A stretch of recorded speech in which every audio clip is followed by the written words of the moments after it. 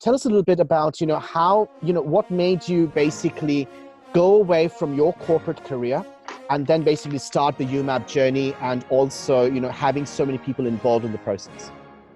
Well, first of all, I'm the only person who's not YouMap certified, so I guess I'm technically the least qualified of the people on the call. I think you're certified. Yeah.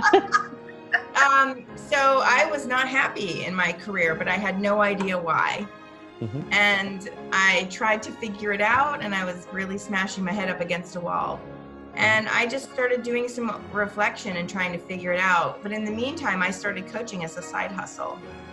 And I was trying to figure out, what tools do you use and how do you know which tools to use? And so I was just going through this testing procedure, and I thought, everyone's kind of winging it that I talked to, just like, oh, I like this, I like that.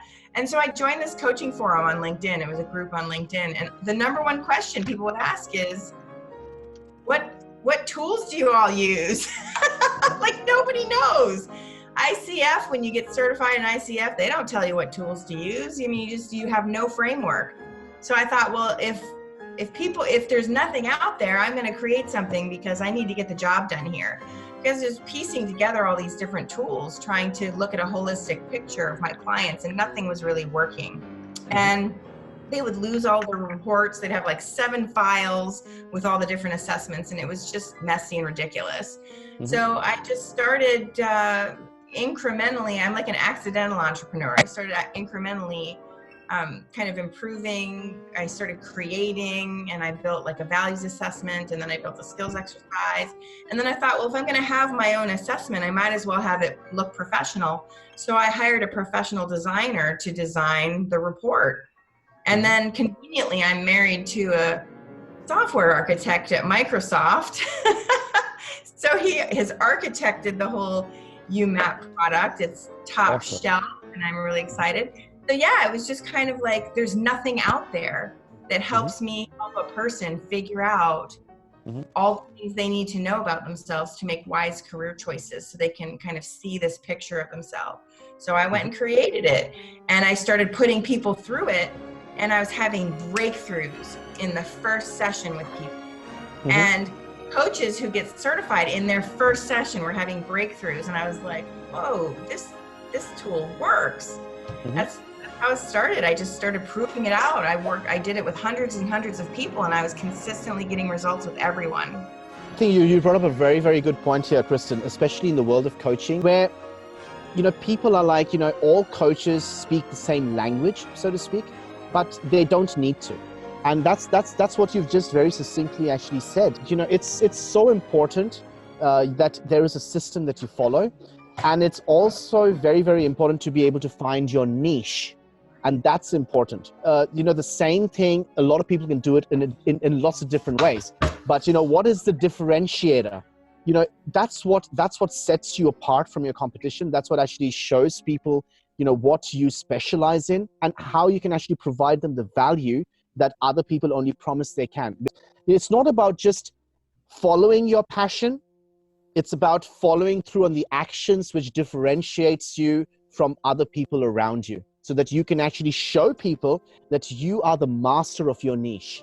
And that's really interesting that you would say that, because I differentiated myself by creating a tool that helps people differentiate themselves. There you go. I feel like a Russian doll set or something. You put That's yourself fantastic. out on the edge, Kristin. You went yourself on the edge. And when you found the edge, you passed it back. And people are now differentiating, i.e. creating edges for others. Beautiful experience. Love it. That's fantastic.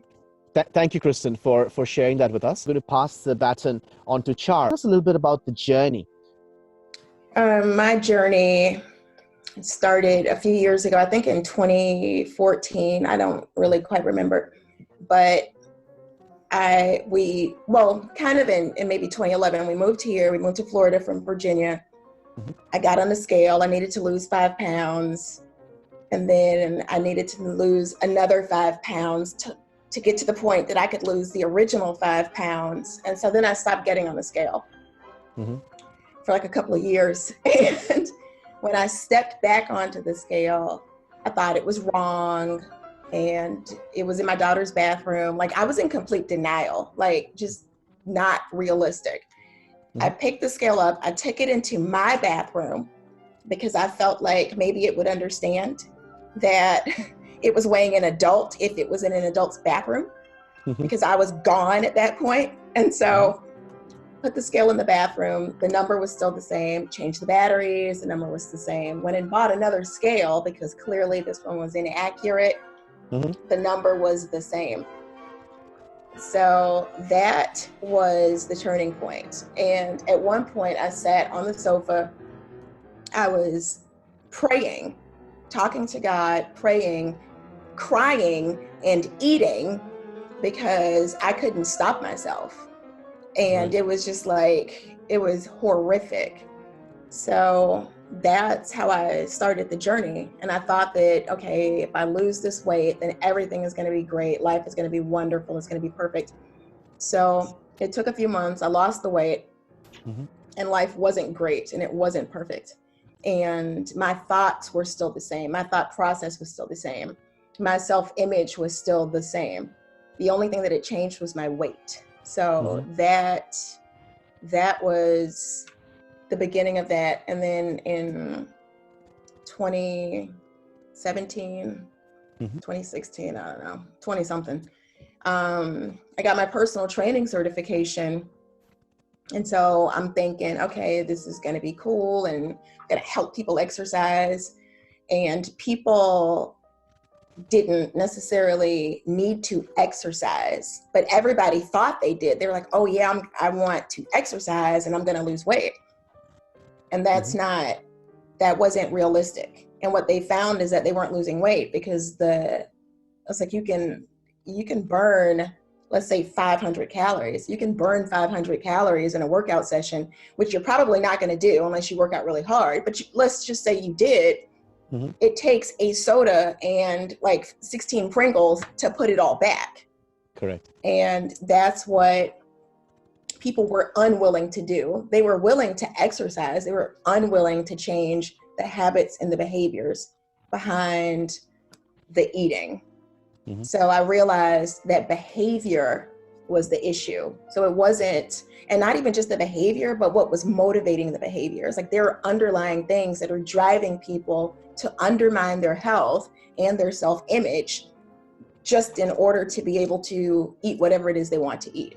So that's when I'm like, yeah, this is not about, it's not about food. It's not about weight. The weight is a symptom. The habits are symptoms.